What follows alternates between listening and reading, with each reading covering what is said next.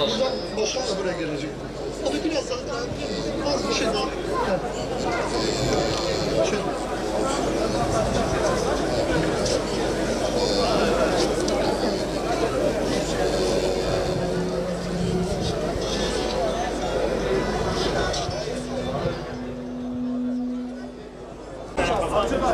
Ses geliyor. Kur'an, Kur'an ey Kur'an! Kur'an, Kur'an ey Kur'an! Evcancı boyta kurban! Evcancı boyta kurban! İslam düşmanlığının açık adresi İsveç'i ve Kur'an-ı Kerim'e saldıran alçakları lanetliyoruz.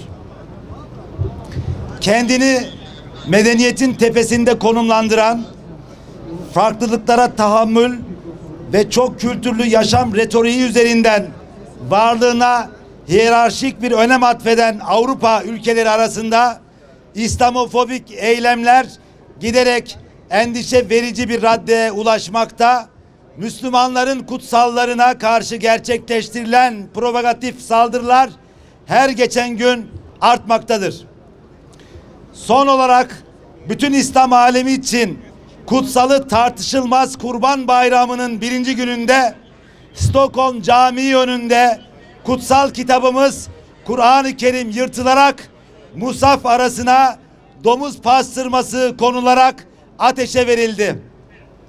Her bir detayında İslam'ın değerlerini hedef alan bu alçakça saldırıya izin veren İsveç, Müslümanların kutsal değerlerini bir kez daha açıkça çiğnemiştir.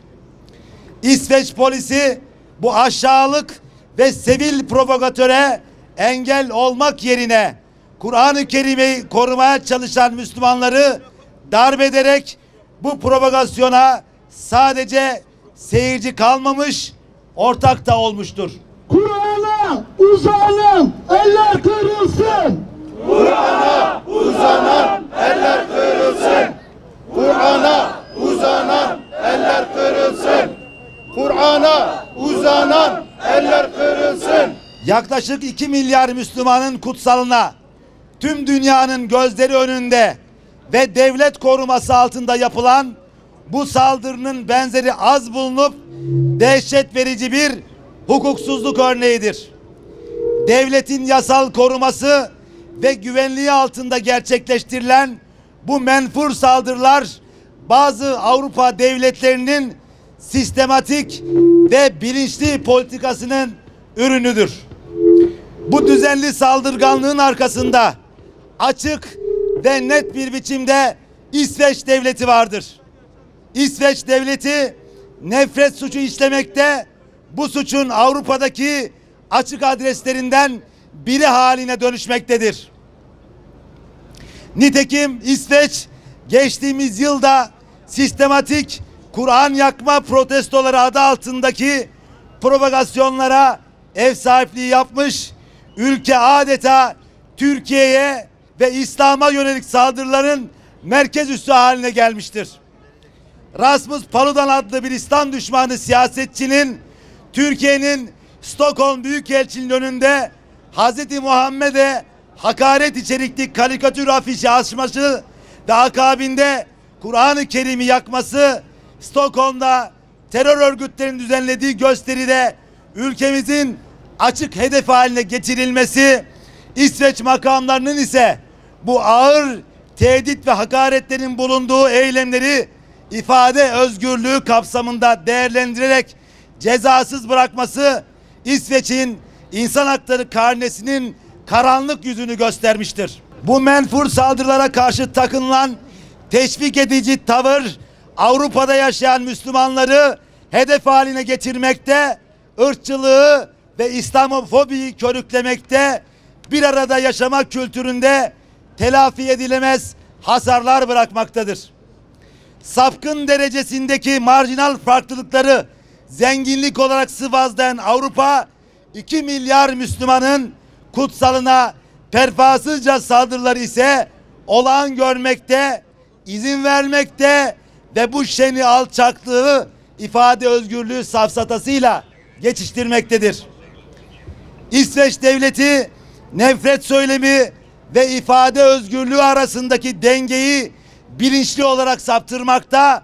Söz konusu İslam ve Müslümanlar olunca hukukun en temel ve vasat ilkelerin dahi hiçe saymaktadır.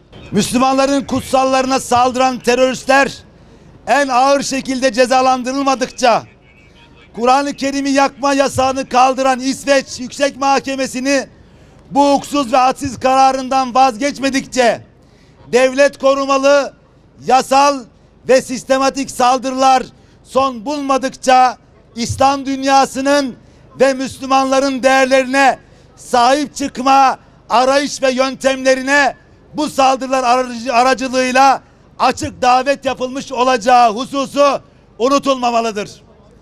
İslam İşbirliği Teşkilatı ve İslam ülkelerini bu hadsiz alçaklığa karşı kınamanın ötesine geçerek inisiyatif kullanmaya ve yaptırımlar uygulamaya davet ediyoruz. Zalimler için yaşasın cehennem. Zalimler için yaşasın cehennem. Zalimler için yaşasın cehennem. Zalimler için yaşasın cehennem. Dünyadaki tüm sivil toplum kuruluşlarını, kamuoyu gücünü bu saldırganlığa ve nefret eylemlerine karşı harekete geçmeye, uluslararası insan hakları kuruluşlarında bu alçakça saldırılara tepki vermeye davet ediyoruz.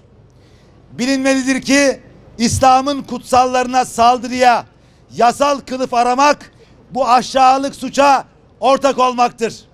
İslami STK'lar olarak bu mübarek Kurban Bayramı'nda kutsal kitabımıza ve mübarek değerlerimize yönelik yapılan aşağılıkça saldırıları lanetliyor, saldırılara yasal koruma tahsis eden İsveç devletini şiddetle ve nefretle kınıyoruz. Müslüman uyuma, Kur'an'a sahip